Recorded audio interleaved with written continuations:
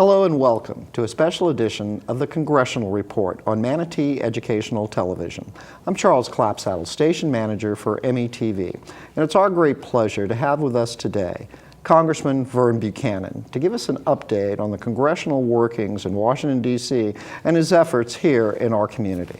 Congressman, thank you again for joining us. It's always a great pleasure to have you here and to give us that insight that only you can about what's happening in Congress. And thank you, Charles. It's always a great pleasure, and I appreciate what you do here in the community in terms of educating many of my constituents. Well, as I can say, getting it directly from you, getting that insight is really important to this community.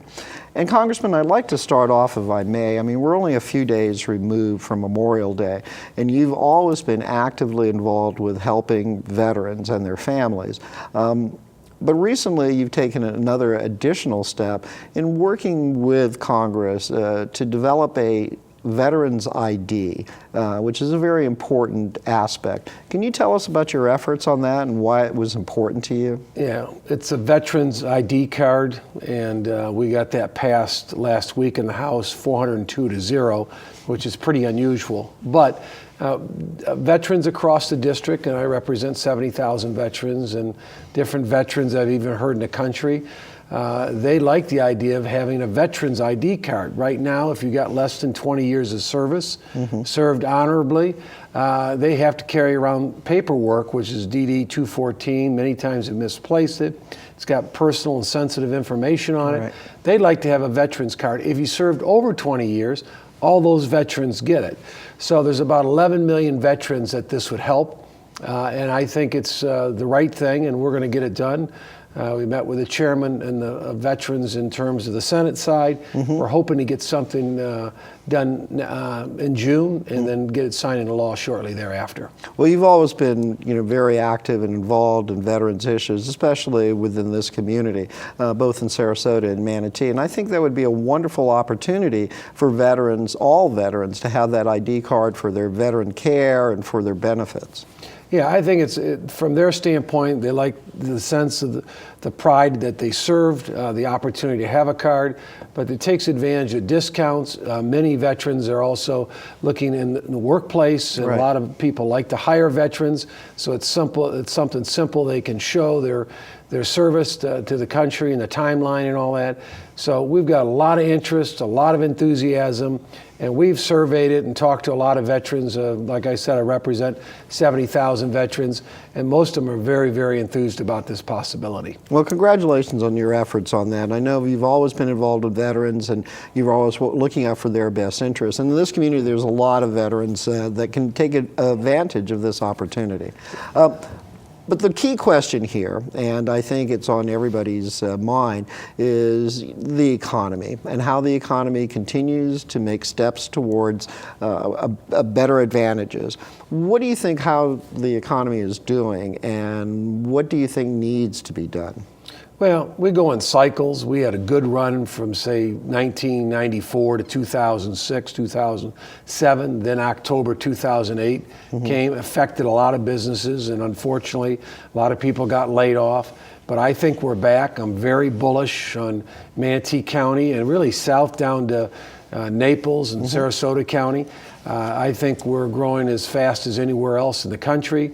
I seen the unemployment the other day at 4 or 5% in our region. The rest of the country is not faring quite as well. But I'm very bullish. It's not just construction.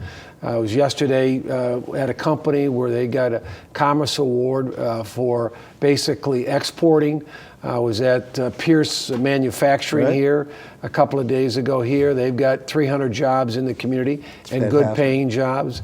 Of course, we've got the port here that we're looking for substantial growth in terms of the port. So I think we're in a good position. We always want to continue to do more.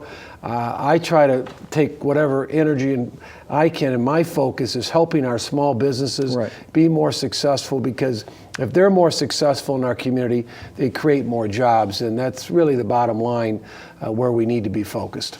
But as a successful businessman before you went into Congress, you know how to create jobs and know what it takes to make a robust economy. But what other things would you suggest that the Congress can move forward to create that more robust economy? Well, a couple big things that we're working on now. The committee I'm on, Ways and Means, I'm on the subcommittee for trade. We have 14 ports. 1 in 5 jobs is export-oriented, and we want to do more in terms of trade. We're looking at a couple of trade bills in terms of Asian countries. So either China's going to write the rules going forward or the U.S. We think it should be the U.S. Absolutely. Now, as it relates to trade bills, we want to make sure they're good for American companies and American jobs. Otherwise, I'm not going to do it. So that's one aspect, is to have more outreach in terms of trade and trade opportunities. The second thing is in tax reform. We need to simplify the code. It's 73,000 pages. We want to keep it, simplify it, make it flatter and fair, and have individuals as well keep more of the money that they've earned. Well, if we could, Congressman, if we could, you're on the Trade Subcommittee, and you've recently, been involved in many efforts to pass the Trans-Pacific Trade Agreement. What's that status now, and why is it important to get that passed? Well, there's two things. There's the Trade Promotion Authority. That's what we're hearing a lot about right now. That gives the president, most presidents have had that historically, to be able to negotiate, and then we have an up or down vote. So we're in the process of doing that. It got passed through the Senate, I think, last week. And then what we're doing is moving forward to what they call TPP, Trans-Pacific Partnership. And that's basically 11 countries in the U.S., doesn't include China. It makes up 40% of the world's economy, but it gives us more access to those markets so our companies can market and sell their goods there. 95% of the marketplace is outside the U.S. The world's changed. I remind people that I was in China in the late 80s. They were a non-factor, but now they're a real factor. And we've got to, are we going to lead in terms of the economy in the world going forward? I think we can, but we can't ignore that 95% of the marketplace is outside the U.S. And it's a critical thing to help develop those trade agreements that opens opportunities for American country. Yeah, and as I mentioned, 1 in 5 jobs in Florida is trade-related. We have 14 ports, including the Port of Manatee. We have about 20,000 jobs there. We'd like to take that to 50,000 jobs. Those port jobs pay more than normal jobs in the region. And so we've got a real opportunity. We have land, we have infrastructure. Right. I think we got good leadership there now. So we'd like to take that clearly to the next level. Well, Port Manatee continues to be what they call an economic multiplier in this community. As you said, it continues to grow, continues to prosper, and there's other opportunities, with possibly the expansion of the Panama Canal, those routes possibly opening relations with Cuba. So the Port Manatee stands poised to really develop. Well, Port Manatee is the closest to the Panama Canal. I think they're putting about $4 billion into the canal. So we're going to be able to put Supermax ships and other things. So we're the closest port there. We want to take advantage of it. I actually co-chair the Panamanian caucus there. So we've had the ambassador here. We still want to try to get the president to Port Manatee and see what we're doing in this region. But I think it's a great opportunity for job creation, and our unemployment's down at 4 or 5%, but I'd like to get back to 3% at some point. That way anybody who wants a job's got a good paying job. Well, Congressman, among the many things that you've been able to accomplish during you're now in your 5th term, is that correct? Yeah, it's hard. Time goes by pretty quickly, doesn't it? It's hard to believe it's been 5 terms. But again, congratulations on that. But you were just very recently named to the House Budget Committee, and I'd like to ask you a little bit about that. But to tie that in with the House and Senate, just passed a budget as well. So, perhaps it was you being on the Budget Committee that had that brought them together, because it's the first time in a while that they've passed a budget. It's 10 years they haven't passed a budget in terms of the House and the Senate together. We've passed budgets in the House, but we haven't done it in terms of the Congress. I like to think I had a little bit to do with it, but I got a call a couple of weeks ago, maybe 3 weeks ago, from Paul Ryan, who chairs our committee, and we have 3 slots on the Budget Committee, and asked me if I would step up and make a difference. My biggest concern, and what people always say, why'd you run? What was your interest in running? I'm concerned about us in terms of deficit spending.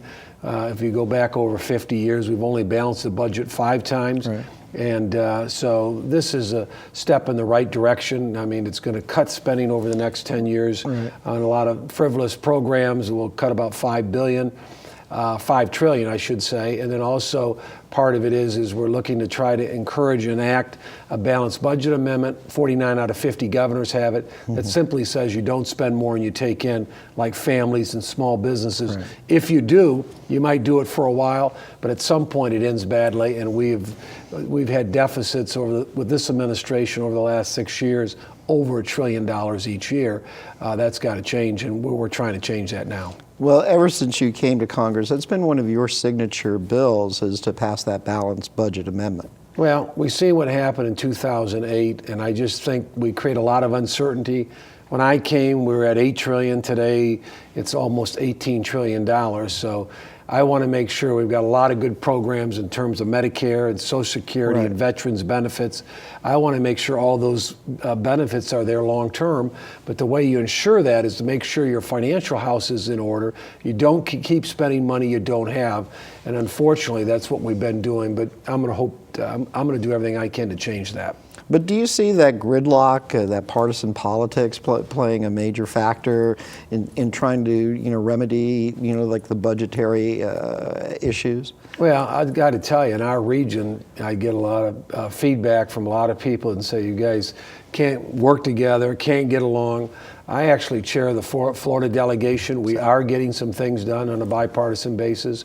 We do have the 3rd largest delegation in the country, tied with New York. In terms of citrus greening, it's a disease that attacks our trees. This area and other areas, we're able to get that done, all Democrats and all Republicans. Flood insurance, which is a big issue, we're able to get both sides of the aisle. And you can't get these big issues done unless you get something done on a bipartisan basis. Correct. You look at Tallahassee, Republicans control everything, but in Washington, we control, let's say, half, but the other half, you have to have a willing partner. Benefits in terms of health care for veterans. They've been struggling with making their commitments. We were able to get both Democrats and Republicans working together to get some additional relief for veterans. They've earned those benefits. We want to make sure you get them, but the best way to do that is on a bipartisan basis, and I've been part of that leadership. And you've seen that give and take go back and forth between the both parties. So so you end up with something that's good for the country. Yeah, being a business guy, you try to do what's best for the customer, what's best for the enterprise. The enterprise to me is America. We're all Americans in terms of Congress. You might say Democrats and Republicans, but we're all Americans. We've got to find a way we can work together, because China and India are real competitive factors in the global economy. We've got to end the gridlock and find ways that we can work together to make a difference for the American people. Well, among the other things that you're involved in, aside from being the Florida delegation chair, you're also a senior member of the powerful House Ways and Means Committee, which has jurisdiction over tax, trade, Social Security, and Medicare. Now, your district, your constituency, is one of the oldest districts in the country, and your seniors rely heavily on many of these programs. What are you doing, or what do you feel that is necessary to ensure that seniors are going to continue to get their benefits and be secure as they retire? Well, they are older, but I got to tell you, they're very active. I run to a lot of people that are in their 70s and riding their bikes 30 miles a day. So well, much like you. How many bike miles are you doing? I do about 4,000 a year, but I love cycling. It's got in, it's a good thing. That's why I had an opportunity to maybe consider going to the Senate, but I'm on a committee that oversees, as you mentioned, Social Security, Medicare, health care, money for transportation, tax and trade. But Medicare and Social Security are critical programs not just to my district, but to the country, the seniors. So I'm trying to do everything I can to strengthen those programs.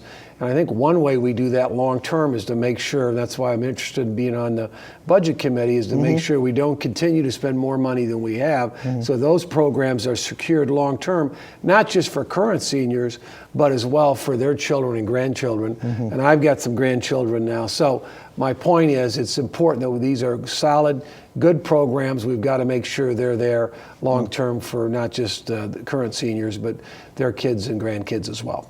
And what do you hear from your constituents in Manatee and Sarasota County about the emphasis on making sure that Social Security and Medicare are secure for them in the future? Well, I still get a lot of people that are worried. They see this deficit spending. They're worried about, where Social Security, the viability of that is long term. Unfortunately, we have a lot of seniors that maybe half to get to be 65. That's all they've got is Social Security and Medicare, and it's so critically important to them, and they don't want people taking anything more away from it. They'd like to see a little more increase in terms of their Social Security, but we've got to also make sure we do everything we can to grow the economy. The economy, part of our deficit problem is that we're only growing at 1.5% to 2%. That's going backwards when you got a population of 340 million people. So the goal is, how do we get this economy going at 3 or 4%? Florida is growing at that rate, but a lot of parts of the country it's not.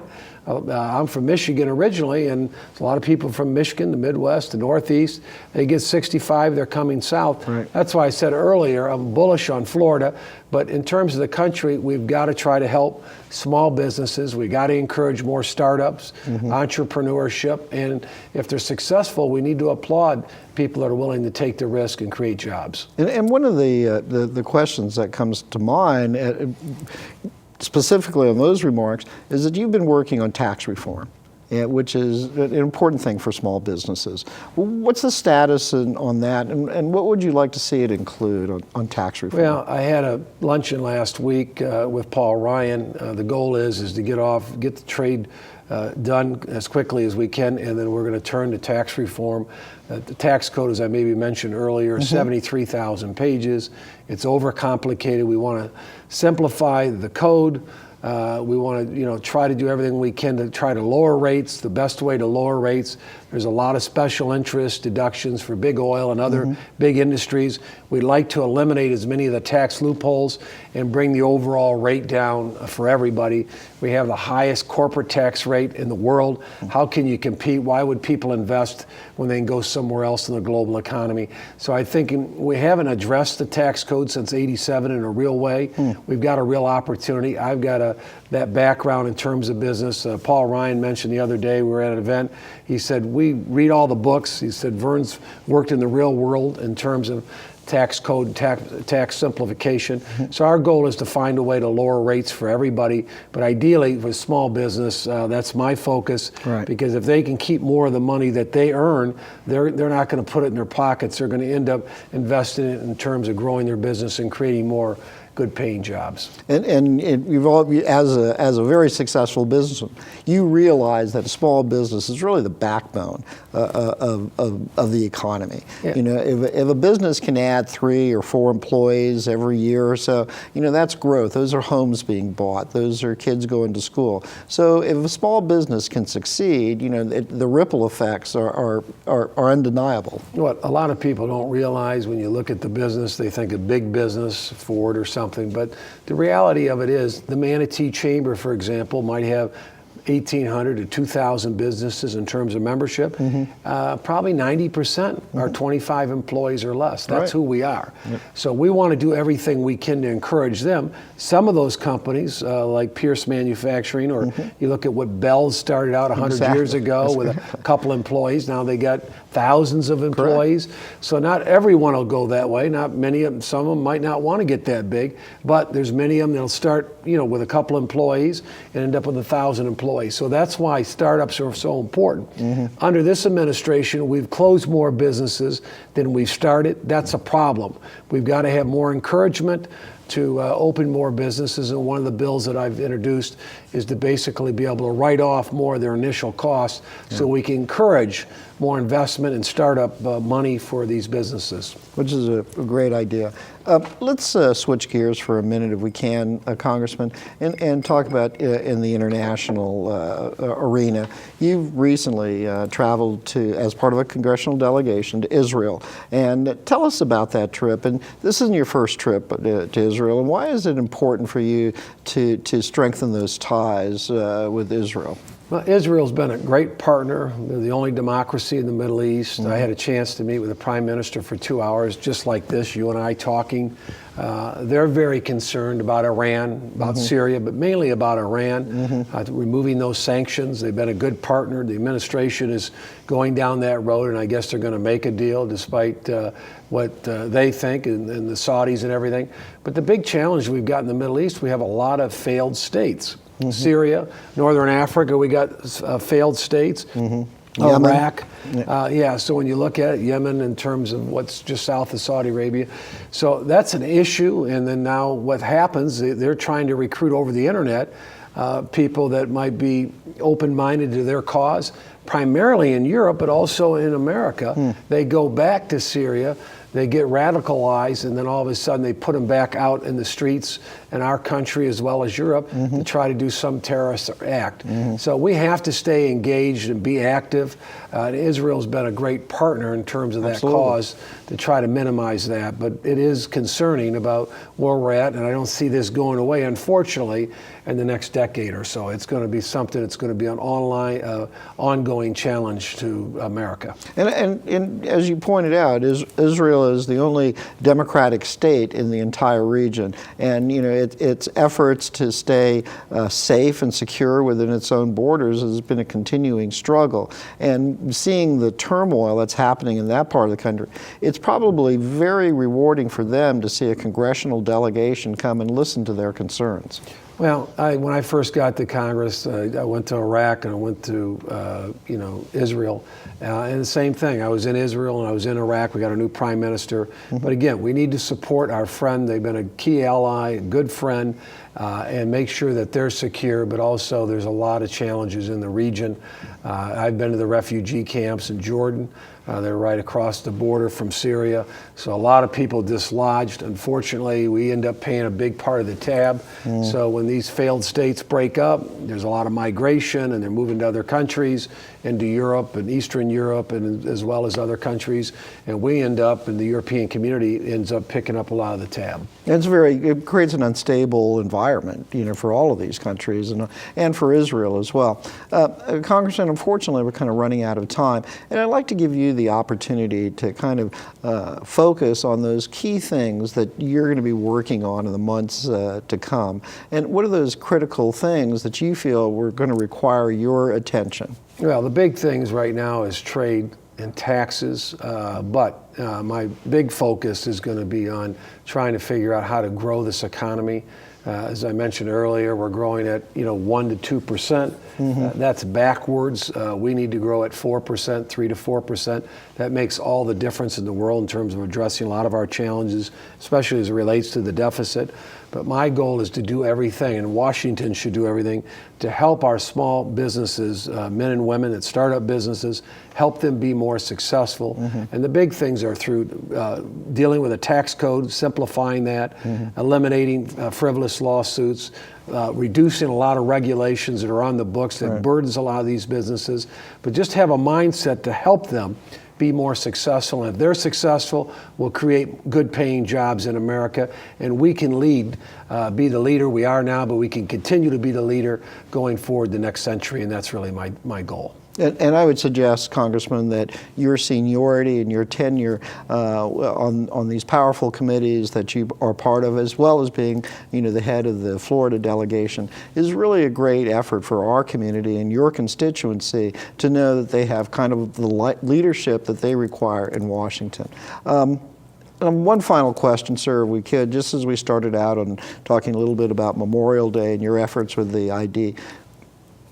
This area is home to many, many veterans and their families. What would you like to say to veterans to know that you're actively involved in their interest? Well, I just got back from Normandy, a very emotional place. It's been 70 years since we've freed Europe, and went after Hitler and the ultimate sacrifice. My dad served in the Navy, World War II. I lost an uncle. My wife, been married 38 years. She lost an uncle. So first about Memorial Day is thanking and recognizing many people paid the ultimate sacrifice. And then secondly, obviously, our veterans. I just appreciate their service. Freedom is not free, and I have 70,000 veterans. I'm committed to making sure that any commitments we've made on their behalf that we keep in terms of the U.S. government. Congressman, I want to thank you for taking the time, which I know is a very busy schedule for you, to give this community an update on the many things that are happening at the federal level and your efforts on behalf of all of the constituents of Manatee and Sarasota County. Congressman, thank you very much, and thank you for taking this time to give us a congressional update. And thank you, Charles, for all you do and METV does for the community. Thank you, Congressman, and thank you for joining us on this special edition of Congressional Update.